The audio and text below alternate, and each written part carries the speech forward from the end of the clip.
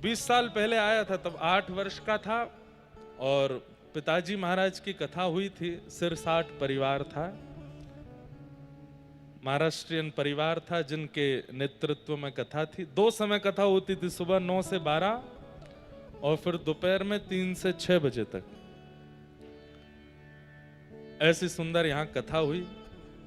छोटे से हम थे, कथा में कम बैठते थे, ऊधम ज्यादा मचाते। वड़ा पाव खाने जाता था तो तब हम धीरे धीरे बड़े हो रहे थे। तो जिनके यहाँ कथा थी उनके यहाँ खूब सारी बाइक स्कूटियां थीं। तो एक हमारे पंडित जी हैं गुरुदत्त जी, उनको संग लेकर के मैं निकलता था। अच्छा, व्यास जी के पुत्र हैं तो हमारी सारी मांगें पूरी होती थी। हमसे यजमान जी पूछते थे, छोटे महाराज जी आप बताओ अब क्या, बड़े महाराज जी तो कुछ करते नहीं, कथा करते हैं, वो तो कहीं जाते भी नहीं, आप बताओ क्या करना। हमने कहा हमको खूब आनंद कराओ, खूब वड़ा पाव खिलाओ।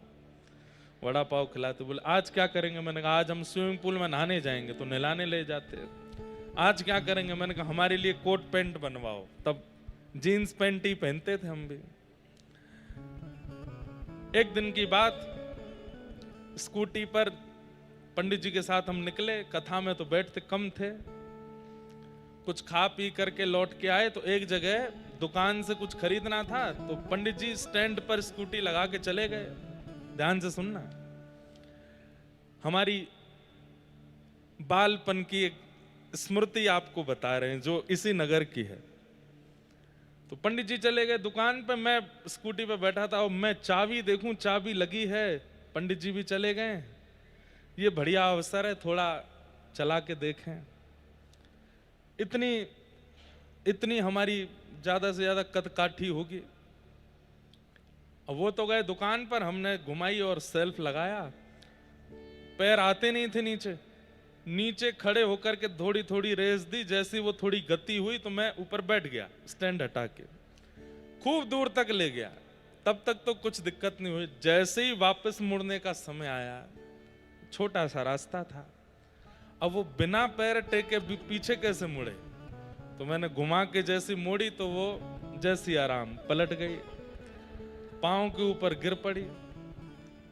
इतनी लगी कि पूरा यहां रक्त मंडित हो गया पैर, खूब खून निकले। अब जैसे तैसे 2-4 लोग हमको उठाने आए, वो मराठी में कुछ बोले, मेरे को समझ नहीं आवे।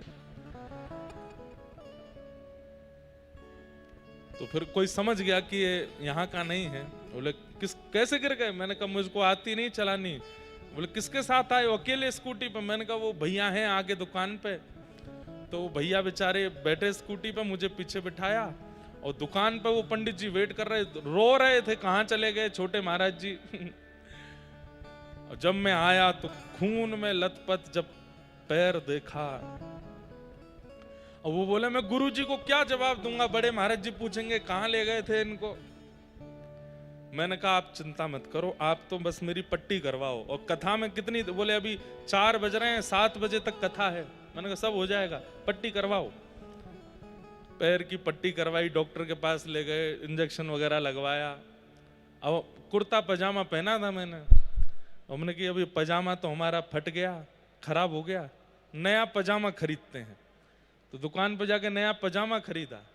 अब पुराने पजामा का क्या करें, तो एक जगह मट्टी खोद करके उसको गाड़ दिया भीतर कि किसी को पता ना चले। आके चुपचाप कथा में बैठ गए जैसे कुछ हुआ ही नहीं। अब दिन तो निकल गया। जब रात्रि में हम पिताजी के पास ही सोते थे, रात्रि में बुखार आया खूब तेज। और जब उठे सब बोले क्या बात है, क्यों इतनी तेज बुखार आया।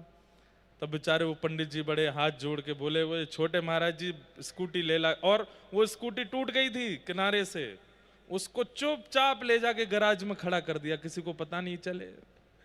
सुबह जब जिनकी वो थी उन्होंने चलाई तो कहीं कहीं से उसकी आवाज आवे और वो लड़खड़ावे चलने में।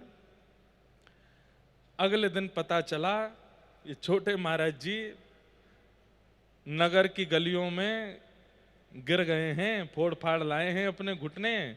चुपचाप चिकित्सा भी करवाया है, पजामा भी दूसरा पहने आए, पुराना पजामा कहीं गाड़ दिया। अभी मैं ढूंढूंगा जाके वो है कि नहीं वहां पे। तो ये हमारी एक स्मृति है नगर की।